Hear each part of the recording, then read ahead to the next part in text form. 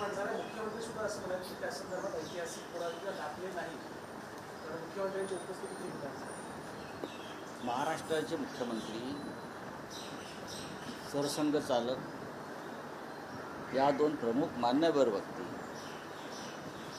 ज्यांना इतिहासाचं भान असायला पाहिजे महाराष्ट्राच्या, खास करून छत्रपती शिवाजी महाराज, त्यांच्या उपस्थितीत अशा बुवा आणि महाराजांना आणून छत्रपती शिवरायांची इतिहासाची मोडतोड करण्याचं कारण काय? काय कारण आहे? शिवाजी महाराज हा इतिहासातल्या आपल्या ऊर्जेचा अखंड प्रवाह, ऊर्जेचा, उत्साहाचा, शौर्याचा. ते कधी थकले नाहीत, ते कधी झुकले नाहीत, लक्षात घ्या. आणि म्हणून जो महाराष्ट्र आमचा आहे तोही थकत नाही आणि दिल्लीपुढे झुकत नाही. कोणा नवा इतिहास, हे कोणी बाबा आहेत काय, कुठे आहे ते बागेश्वर माहीत नाही मला. हे जे काय महाराज वगैरे आणतात, हे लोक, हे नवीन हिंदुत्वात सुरू झालेल्या लोकांचा आणि नवीन इतिहास लिहितायत किंवा बदलतायत. महाराष्ट्राला हे मान्य नाही. खरं म्हणजे ते जे बुवा आहेत, तरुण कोणीतरी एक, त्यांनी छत्रपती शिवाजी महाराजांच्या इतिहासावरती जेव्हा हे बोलत होते तेव्हा राज्याच्या मुख्यमंत्र्यांनी त्यांना थांबवायला हवं किंवा सरसंघ चालकांनी त्यांना रोखायला हवं आणि त्यांना महाराष्ट्राच्या भावना, इतिहास याबाबत जाणीव करून द्यायला हवं. ते बुवा म्हणजे कोणी या पृथ्वी तलावरची महान व्यक्ती नाही. वय काय त्यांचं वय काय, अभ्यास काय? ते असं म्हणतात का किती मुलं जन्माला घाला? 4 मुलं. तुम्ही घाला ना आधी, तुम्ही ब्रह्मचारी, हां, अजून तुमचं लग्न झालेलं नाही आणि दुसऱ्यांना सांगताय की 4 मुलं जन्माला घाला आणि 1 मूल कोणाला द्या? मग तुम्ही द्या. तुम्ही 5-25 मुलं जन्माला घाला आणि हवी तेवढी द्या, काय हरकत नाही, काय हरकत नाही द्यायला. स्वतःपासून हे जे संत बुवा महाराज आहेत त्यांनी ही सुरुवात स्वतःपासून करायला हवी. हे हिंदुत्व नाही. परत सांगतो, भाजपा किंवा संघ ज्या हिंदुत्वाचा सध्या या माध्यमातून पुरस्कार करते किंवा खरात बाबासारखे लोक, हे त्यांचे प्रचारक आहेत. हे हिंदुत्व अजिबात नाही आहे. एका बाजूला तुम्ही लोकसंख्या नियंत्रणासाठी सरकार मंत्रालय स्थापन करताय आणि कोट्यवधी रुपये खर्च करताय लोकसंख्या नियंत्रणासाठी, आणि दुसऱ्या बाजूला अशा माध्यमातून तुम्ही लोकसंख्या वाढवण्याचा प्रचार करताय. हे बाबा असं का नाही बोलले की 1 मूल प्रत्येकानं आपलं भारतीय सैन्यात दाखल व्हायला पाहिजे? असं का नाही बोलले? आम्ही त्याचं स्वागत केलं असतं. 1 मूल बलिदानासाठी, भारतीय राष्ट्रसेवेसाठी दिलं असतं. हे त्यांना का सुचत नाही? नाही सुचत त्यांना. हे दुर्दैवानं महाराष्ट्रात येऊन छत्रपती शिवाजी महाराजांची अशा प्रकारे त्यांची इतिहासाची मोडतोड करणं, हे जे दुसरा कोणी केलं असतं ते एवढ्याला भारतीय जनता पक्षानं शिवरायांचा अपमान झाला हो असं बोंबलत रस्त्यावरती उतरले असतं. उतरा ना. शिवाजी महाराजांविषयी अशा प्रकारचं विधान करणं, शिवाजी महाराज थकलेले कोणी पाहिले का?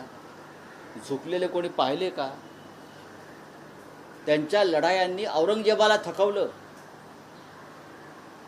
त्यांच्या पुढल्या पिढीनं औरंगजेबाला थकवलं. या शिवाजी महाराजांनी न थकता अफजल खानाचा कोथळा काढला, शाहिस्तेखानाची बोटं तोडली, पळून लावलं, आणि तुम्ही त्यांना थकलेला माणूस म्हणता. हां, कुठून तुम्हाला हे सुचतं? काय पिता काय तुम्ही? बोला.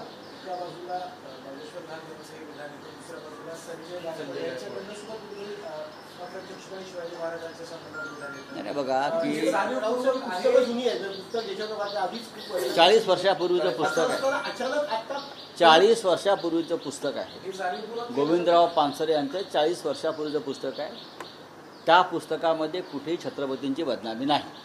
हे सगळं जाणीवपूर्वक केलं जातं की नक्कीच महाराष्ट्रामध्ये, महाराष्ट्रात आणि राज्याचे मुख्यमंत्री व्यासपीठावर असताना, सरसंघचालक व्यासपीठावर असताना, केंद्रीय मंत्री व्यासपीठावर असताना यांच्या इतिहासाविषयी महाराष्ट्राच्या संवेदना मेलेल्या आहेत.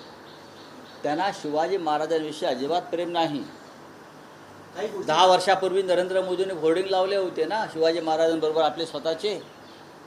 काय शिवाजी महाराजांचा आशीर्वाद कसा आहे मला वगैरे. हां, मग ते थकले का आता? थकले कोण? मोदी थकले? कोण थकले? का भाजपा थकली?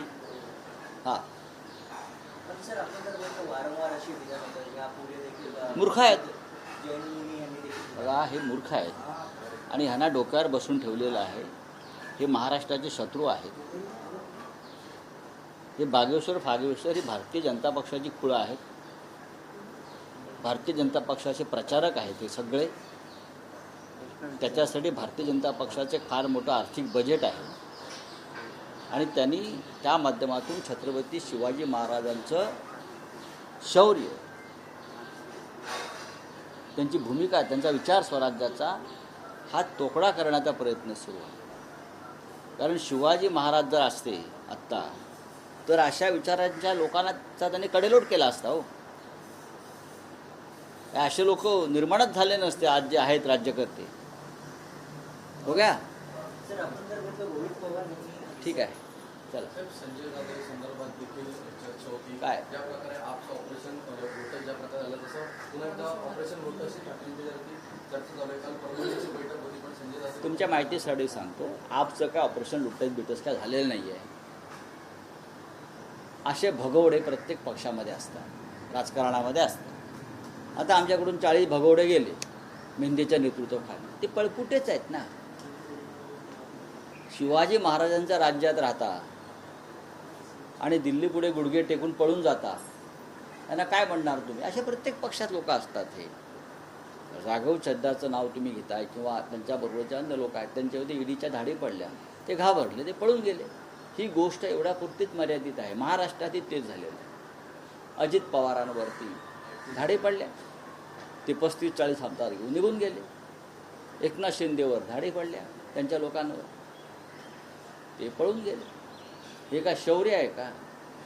ही का कर्तबगारी आहे का? नाही. भाजपला वारंवार काय गरज पडते या सगळ्या? बघा, ऑपरेशन लोटसपेक्षाही हे ऑपरेशन डरपोक आहे. डरपोक लोक आहेत, कमजोर मनाचे लोक आहेत.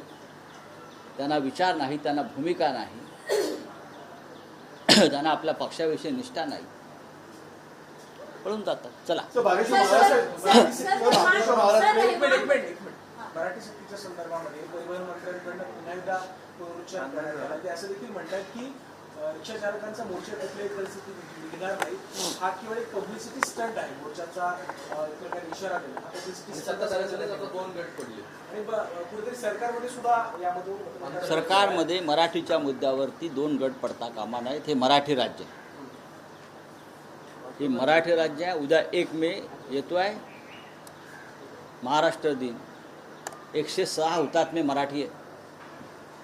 कळलं? 106 हुतात्मे मराठी आहेत ज्यांनी रक्त सांडलं या महाराष्ट्रासाठी. अशा वेळेला मराठीच्या मुद्द्यावर जर 2 गट पडत असेल तर मराठी विरोधी जो गट आहे त्यांच्यावरती मुख्यमंत्र्यांनी कारवाई केली पाहिजे. सर मुंबईतील केम रुग्णालयाचं नामकरणावरून वाद निर्माण झाले. दुसरे जे रुग्णालयाचे जे कर्मचारी असतात त्यांनी देखील म्हटलं आहे की नाव बदलू नका. ते म्हणतात की हॉस्पिटल चांगलं करा, मंगल पण प्रभात नावाचं पवार काय यांनी तुम्ही? मागणी केली की नाव बदल. कधी केली? पण हा प्रस्ताव बघा, अशा मागण्याला अर्थ नाही. मंगलप्रभात लोढा हे एक बिल्डर आहेत. त्यांचे एक ट्रम्प टॉवर नावाचं टॉवर आहे. काय? Trump tower. आधी त्याचं नाव बदला आणि त्या ट्रम्प टॉवरचं छत्रपती शिवाजी महाराज टॉवर असं नाव करा. सर दिल्ली में जो है बीजेपी ने रहमान डकैत ऑफ दिल्ली शीश महल 2 अरविंद केजरीवाल का जो है वीडियो जारी किया है. उस पर जो है राघव चड्डा जी का भी कहना है आप जो है दिल्ली आ रही है बिकॉज ऑफ शीश महल 2. ठीक है, फिर नरेंद्र मोदी जी क्या झोपड़ी में रहते हैं क्या? नरेंद्र मोदी के झोपड़ी में रहते हैं? मुझे बताइए. 15 एकड़ के महल में ही रहते हैं ना. आपने इंदिरा गांधी का घर कभी देखा है? प्राइम मिनिस्टर जब रहती थी वन सफदरजंग रोड पर प्राइम मिनिस्टर का जो घर था, आप जाकर देखिए, फिर आपको पता चलेगा कि हमारे प्रधानमंत्री पहले वाले इतने सादगी से रहते थे। आप जाइए, लाल बहादुर शास्त्री जी का घर है जनपद के बाजू में, आप जाकर देखिए, जाइए देखिए। शीश महल की बात में मैं बात नहीं करूंगा, लेकिन अगर कोई बोलता है और इसलिए अगर किसी ने पार्टी छोड़ी है तो आप प्रधानमंत्री मोदी जी का जो स्पेशल फ्लाइट है 5 स्टार, वो भी जाकर देख लीजिए, उनके कपड़े को भी हाथ लगाइए, उनके पेन को भी देखिए, उनकी घड़ी को देखिए। चलिए, थैंक यू। सर बागेश्वर बाबा ने जिस प्रकार से छत्रपति शिवाजी महाराज का अपमान किया है, उसे लेकर जो है अपोजिशन लगातार गौर कर रहे हैं। अपोजिशन क्या, मैं महाराष्ट्र की बात करता हूँ। जो सत्ता में बैठे हैं उनको भी दुख होना चाहिए कि एक बाबा महाराष्ट्र में आता है, उसके मंच पर राज्य के मुख्यमंत्री है, सरसंघ चालक है, आरएसएस प्रमुख है, नेतागण है, और वो जाकर शिवाजी महाराज का इतिहास मंच से बदल रहा है। मुख्यमंत्री को गुस्सा क्यों नहीं आ गया? आरएसएस प्रमुख को गुस्सा क्यों नहीं आ गया? इतिहास बदलने वाला ये बाबा जो है, ऐसे बाबा ढोंगी बाबा होते हैं। पहले पढ़ाई करो, इतिहास पढ़ो महाराष्ट्र का, शिवाजी महाराज का। शिवाजी महाराज थे, इसलिए आप लोग आज भी हिंदू बनकर जी रहे हो। मैं ये बाबा को कहना चाहता हूँ, बागेश्वर वाले। चलिए सर